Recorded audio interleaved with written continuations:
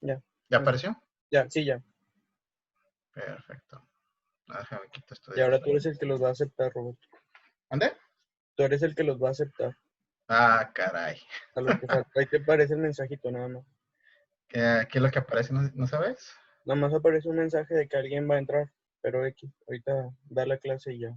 Ahí se va apareciendo. Bueno, muy bien. Pues bueno, el día de hoy, muy buenas tardes, compañeros. Hoy vamos a finalizar con la última clase de neumología. Vamos a hablar de influenza. A ver, ahí está. Como objetivo, en esta clase tenemos el día de hoy saber y conocer el diagnóstico de influenza, conocer los datos radiológicos de influenza, conocer composición y colocación de la vacuna, conocer en quién puede ser dado el tratamiento para influenza y conocer el riesgo laboral e incapacidades. A manera muy breve de introducción, hay que recordar que el riesgo más alto de contraer influenza, por lo menos en nuestro estado, viene siendo a partir del mes de octubre y finaliza más o menos en marzo. Ese es el pico de mayor incidencias de influenza en este estado. Hay que recordar también que la influenza se puede contagiar a través de las gotitas de flush, eh, ya sea por gotas mayores hasta a 5 micras. Esto puede ser mediante la tos, estornudo y el habla. Eh, También la influenza se puede contagiar a través de la transmisión por contacto. A ver, que me parece more. En el chat, ¿qué onda? Ah, ¿O que no? si puedes aceptar a las personas que están entrando. Pues que no me... En participantes, o pícale Participantes, y ahí te sale una lista de personas. Es que admin, no te sale nada. admitir, admitir. Ajá. Ya apareció Valeria. Ya. Igual Aldo nada más le también. picas. Ajá, le picas y ya. Si quieres, puedes continuar. Ok. Pues bueno, recordando rápido, la influenza puede viajar por las gotitas respiratorias mayores a 5 micras mediante el estornudo y el habla. Puede ser también ser transmitida por transmisión directa mediante los fluidos corporales, principalmente saliva y mucosidad, y por aerosoles, que son partículas menores a 5 micras.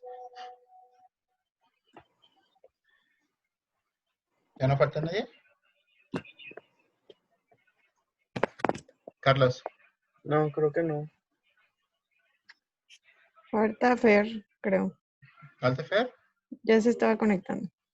Pero dale. Ok. Pues muy bien.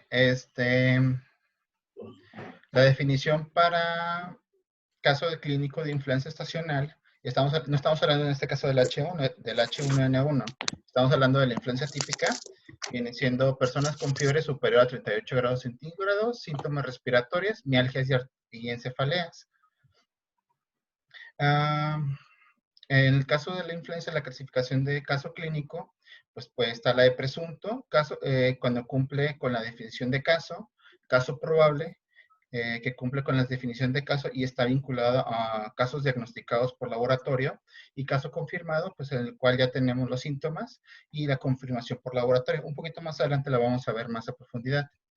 El cuadro clínico de influenza estacional, los principales síntomas vienen siendo tos, fiebre y fatiga. En el caso de los adultos, principalmente la tos y la fiebre, generan son 79, la predicción es hasta un 79% con estos dos síntomas. Y en el caso de los infantes, la tos y la fiebre, la predicción es de hasta un 83%.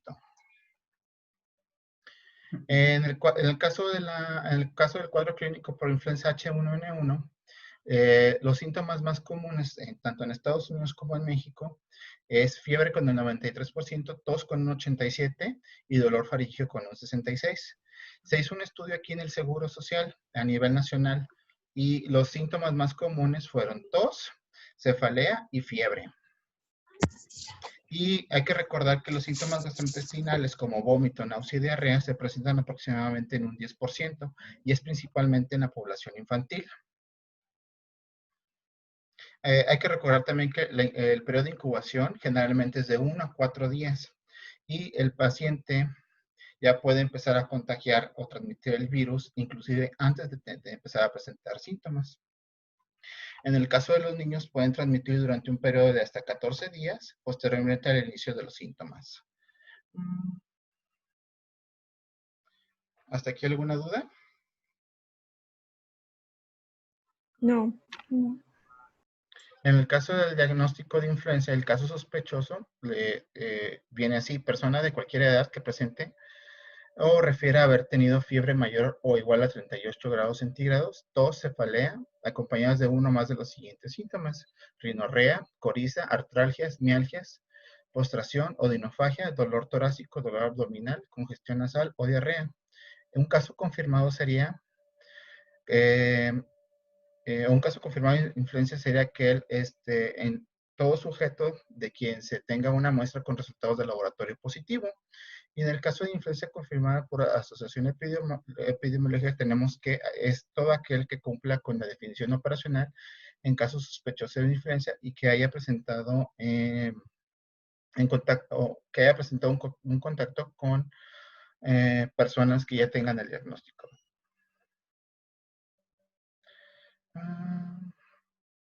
Hay que recordar que la neumonía la neumonía que puede llegar a causar la influenza es una complicación bastante grave y puede aparecer de 5 a 7 días posterior a que iniciaron los síntomas. En este caso, la neumonía no siempre va a ser viral. De hecho, lo más común es que sea una neumonía bacteriana y los agentes patógenos más comunes sean un Streptococcus pneumonidae, una Haemophilus influenza o un Staphylococcus aureus. En el caso de los niños, se puede presentar con cierta frecuencia la otitis media como complicación. Y hay que sospecharlo en toda aquella persona en la cual llegue a presentar fiebre mayor a 38 grados, tos o uno más de los siguientes síntomas, como lo que viene siendo el ataque al estado general, dolor torácico o polipnea.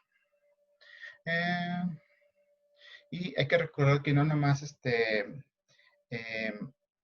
hay complicaciones neumológicas. También puede haber choque tóxico, encefalitis, meningitis y pericarditis.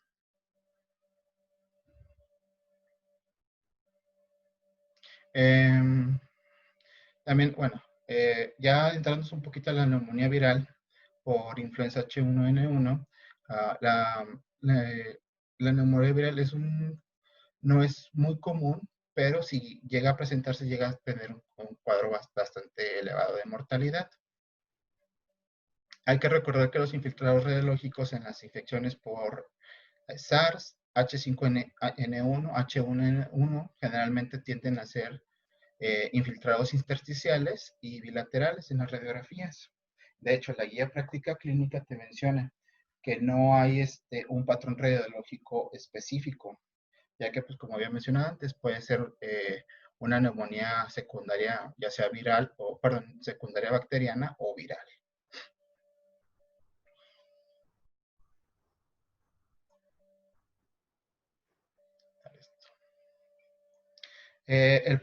Uno de los patrones más comúnmente encontrados en radiografía va a ser el patrón alveolar localizado, como pueden ver. Y o también podemos encontrar un patrón alveolar mal definido, o no circunscrito, como se puede ver aquí también. Patrón intersticial reticulonodular y patrón mixto, alveolares intersticiales. Hablando un poquito de la prevención, ¿alguien me podría comentar qué métodos de prevención conocen? Pues puede ser el distanciamiento de las personas o la higiene de manos. El estornudo de etiqueta. Lavado de manos frecuente. Utilizar pañuelos desechables y tirarlos. Y otro bien importante que se les está pasando. La vacuna. vacunación. La mencionó Aldo, la vacuna. Ah, perdón, no lo escuché. Sí. Muy bien. Pues bueno, como yo he dicho, la prevención primaria, pues tener el 1,5 metros de distancia, utilizar el cubrebocas, lavarse las manos después de estornudar y el estornudo de etiqueta, pues son bien importantes. No solo en esta temporada que tenemos el coronavirus, el SARS-CoV-19, sino pues realmente estas medidas de prevención las debemos de llevar a cabo, bueno, yo consideraría que siempre y sobre todo cuando estamos en temporada de influenza. De acuerdo.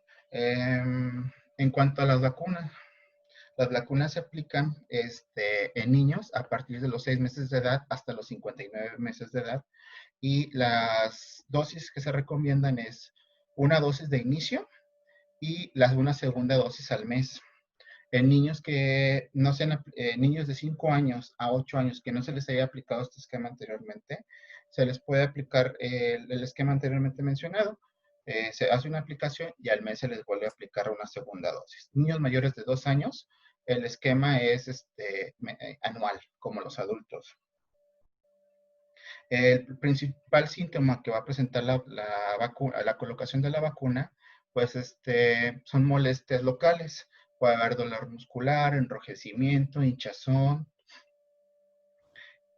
¿De acuerdo? Y es importante también que hay que aplicárselas a las personas mayores de 60 años de edad, una dosis por año. Y también es importante recordar, la vacuna en sí no te puede generar síntomas de influenza, pues ya que pues, no contiene virus vivos, solamente contiene fracciones de virus.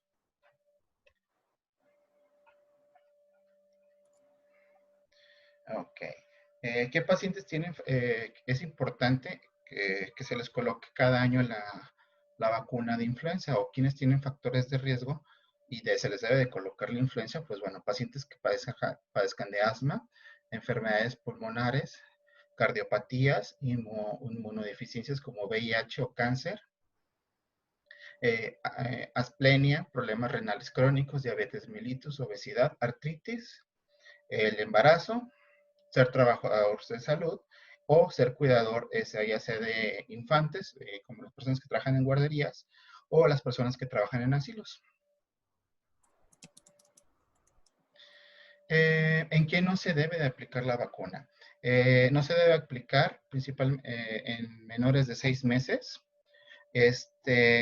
Aquí no encontré específicamente el por qué no, pero lo que sí encontré es que mientras que la mamá durante el embarazo se aplique sus dosis correspondientes de vacuna, estos le dan anticuerpos al recién nacido, más o menos alrededor de los 5 o 6 meses contra la influenza. ¿En quién más no se debe de aplicar? En todo aquel paciente que tenga antecedentes de alergia al huevo o inclusive alergia a la misma vacuna. Pacientes con una fiebre mayor de 38.5, pacientes que tengan el antecedente del síndrome de Guillain-Barré. Y hay que recordar que las cepas de influenza que contienen la vacuna, por lo menos aquí en México, es el virus California de 2019, H1N1, el virus de la influenza PER del 2009, que es el H3N2, el virus Victoria del 2009, y el virus B, Brisnae, del 2008. ¿De acuerdo? Y ¿qué cantidades se les deben de poner? Bueno, no, perdón. Recordando, la efectividad de la vacuna anda alrededor de un 40 o un 60%, y el paciente empieza a generar anticuerpos más o menos de 2 a 3 semanas posteriores a la aplicación.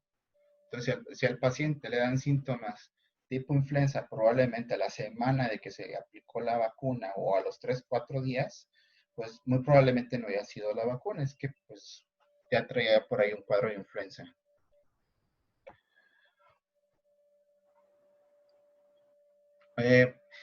En cuanto a la cantidad de administrar de vacuna en los pacientes, tenemos que en adultos y niños mayores de 36 semanas, la dosis va a ser de 0.5 mililitros, y en niños de 6 meses a 35 semanas, una dosis de 2.5 mililitros.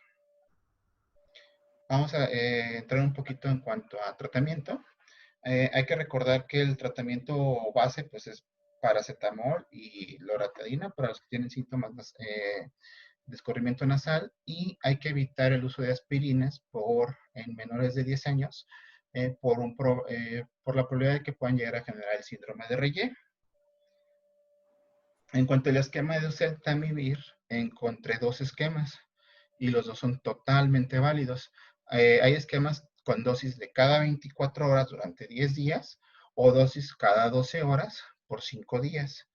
En el caso de los niños menores de 15 kilogramos, hay una dosis se recomienda que sea una dosis de 30 miligramos cada 24 horas por 10 días. En pacientes mayores de 15 kilogramos hasta 23 kilogramos, es una dosis de 45 miligramos cada 24 horas por 10 días. Y pacientes de 23 kilogramos a 40 kilogramos, es una dosis de 60 miligramos cada 24 horas por 10 días. Pacientes ya superiores a 40 kilos, son 75 miligramos una vez al día por 10 días. ¿Hasta ahí alguna duda? No, muy bien. ¿No? Y lo que les comentaba, en el caso del tratamiento, pues hay tratamiento para 10 días y ahí para 5 días, y ahí las dosis cambian. Básicamente son los mismos gramajes que para 10 días, pero cada 12 horas y por 5 días.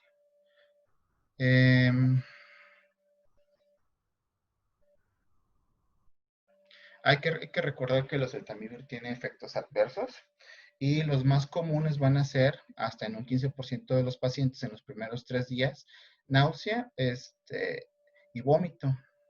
Pero es importante saber que también puede haber otros síntomas, no nomás los gastrointestinales. Pueden tener delirio, alucinación. El paciente puede llegar a presentar delirio, alucinaciones, confusiones, comportamiento anormal, convulsiones y encefalitis, incluyendo necrosis epidérmica, síndrome de Stevens-Johnson y eritema multiforme. Hay que estar al pendiente de esto con nuestros pacientes cuando les vayamos a empezar a dar tratamiento con oseltamivir. El oseltamivir sí está recomendado en lactantes menores de 6 meses, y a dosis de 20 miligramos cada 24 horas por 10 días. En el caso de los lactantes de 6 a 11 meses, la dosis recomendada es de 25 miligramos cada 24 horas por 10 días. Y el tratamiento es bien importante aplicarlo durante las primeras 48 horas. Y la administración de oseltamivir durante el embarazo y la lactancia, de hecho, no se han encontrado mayores complicaciones. Encontré 2 estudios que salieron en el 2019, en el cual pues no se encontraron efectos adversos ni en el embarazo, ni deformaciones al feto en las pacientes que llegaron a tener influenza y fueron tratadas con oseltamivir durante el embarazo. Entonces, hasta ahorita ha resultado ser un medicamento bastante seguro y sí se puede dar en la lactancia y en el embarazo.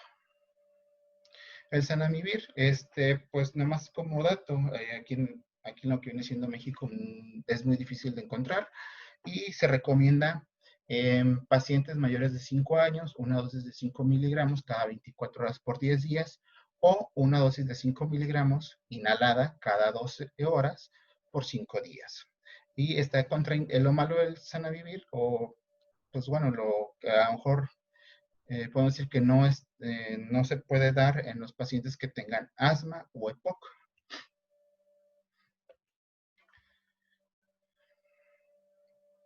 Es importante recordar que o es importante saber, mejor dicho, cuándo vamos a mandar a un segundo nivel a nuestro paciente.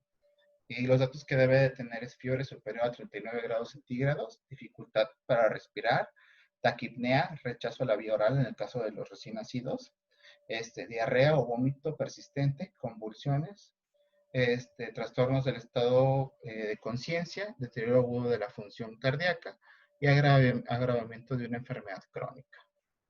¿Hasta ahí alguna duda? No, Roberto, todo bien. ¿Algo que quieran aportar? No.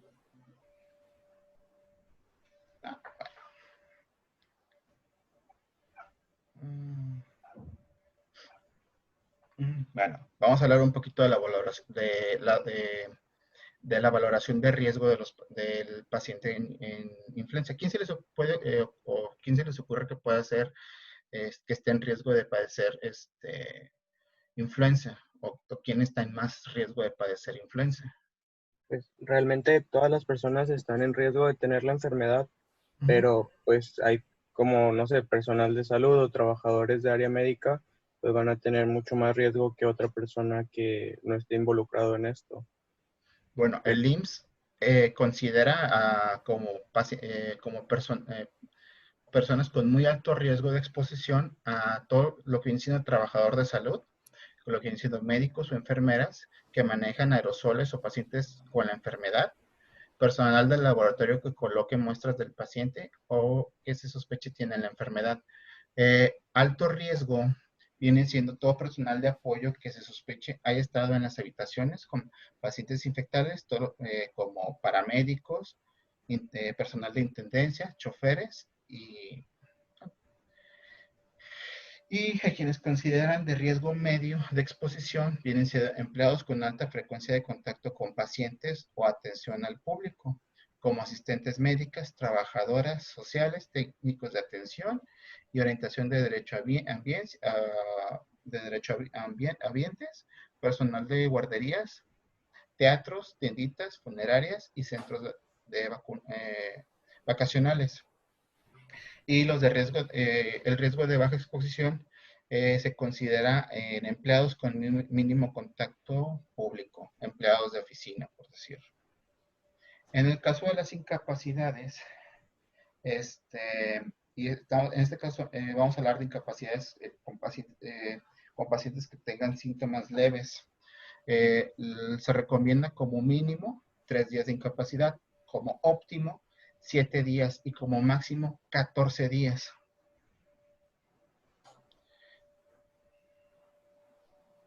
¿De acuerdo? En el caso de neumonías, la mínima de incapacidad va a ser 7 días, la óptima 14 y la máxima por 21 días. O inclusive puede ir hasta 28 o 35 días, dependiendo el trabajo que ellos desempeñen. Si es un trabajo sedentario como un ingeniero o alguien que está todo el tiempo en un escritorio, pues la mínima va a ser de 14 y la máxima va a ser hasta de 21 días. Alguien con una actividad física media en su trabajo, pues puede ir hasta 28 días. Y alguien que tiene una actividad física en su trabajo pesada o de alto rendimiento, pueden ser hasta 35 días de incapacidad por una neumonía. Y bueno, vamos a la parte de las preguntas. ¿A quién le gustaría ser el primero? Si quieres yo, Robert. Va. ¿Efecto adverso más común en el tratamiento con oseltamivir? Pues como comentaste, los síntomas gastrointestinales. ¿Y el menos esperado? El menos esperado. O un adverso que de plano digas, es que esto no me lo esperaría. No, perdón, ese es de la vacuna. Es de la vacuna.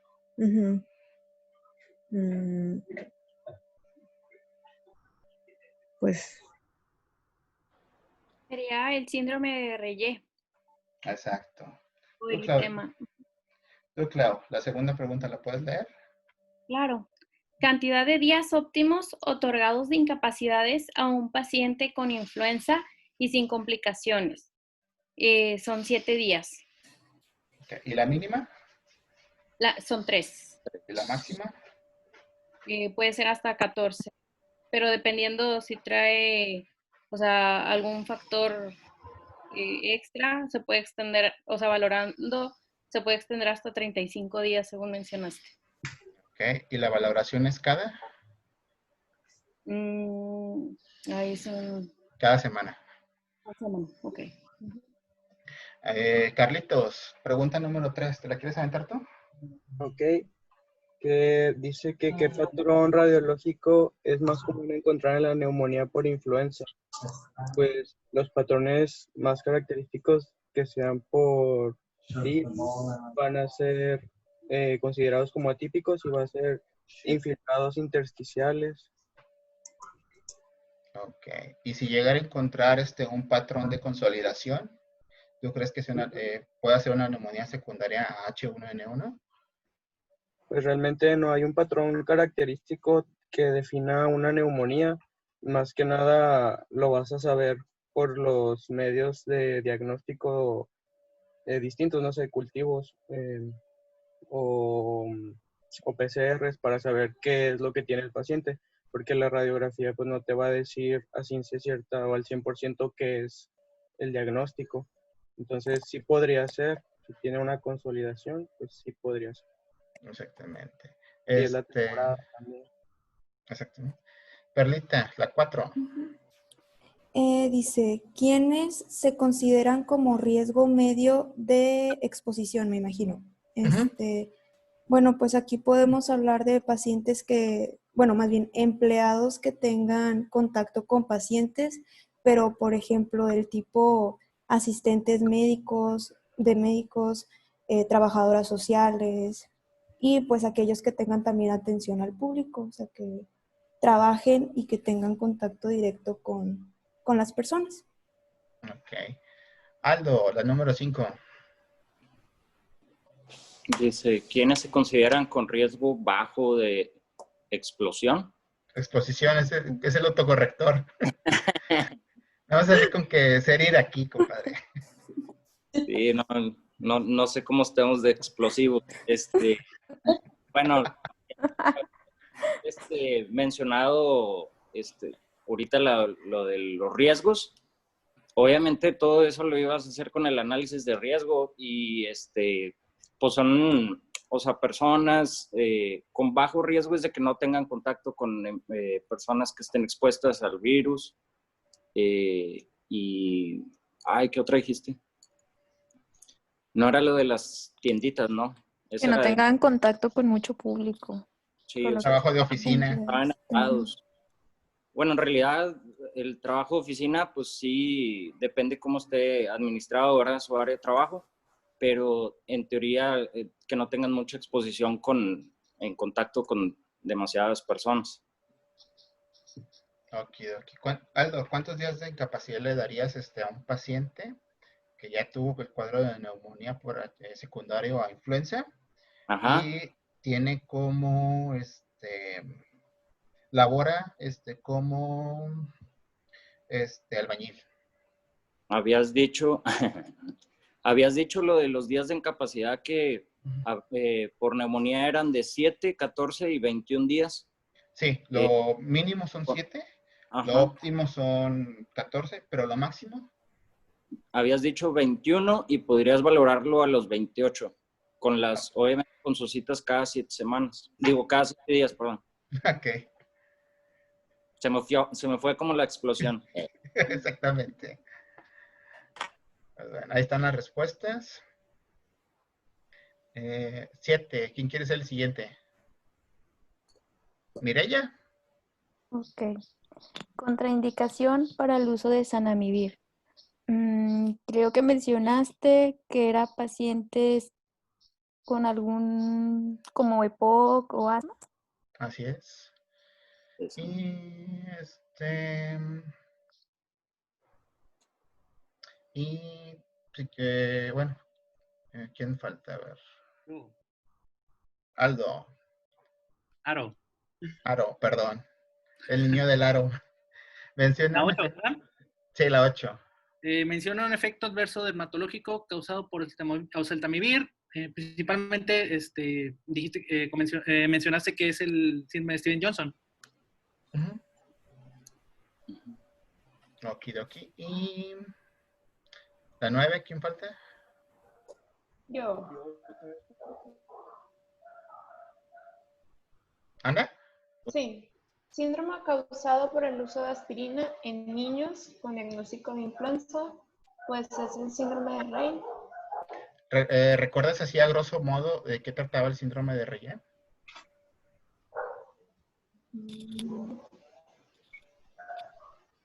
Era como algo en las palmas, creo que... Es afección dermatológica y hepática. Sí, Por ahí. era una Nos encefalopatía podía dar encefalopatía.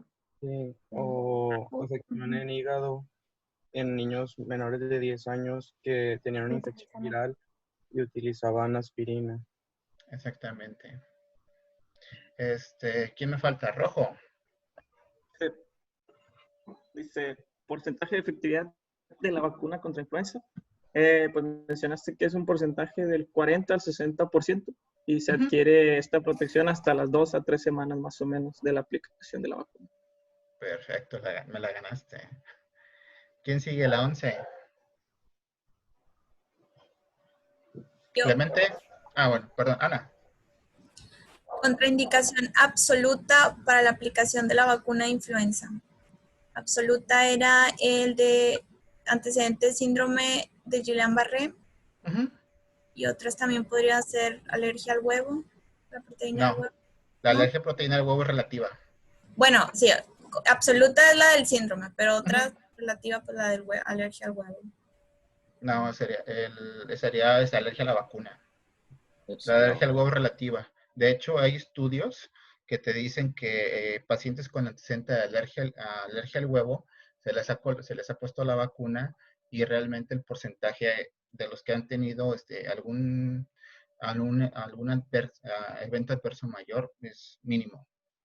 Y de hecho, con las nuevas vacunas ya es tanto el filtrado que realmente no se llegan a filtrar proteínas del huevo. Por eso esa es relativa. Y pues bueno, todas las respuestas. ¿Y quién quiere leer el caso clínico? ¿A quién falta?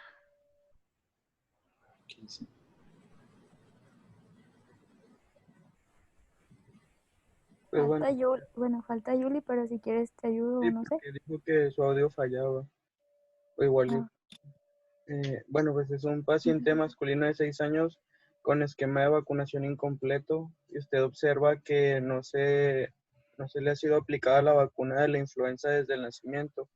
¿Cuál es el esquema recomendado en cuanto a la vacunación de la influenza?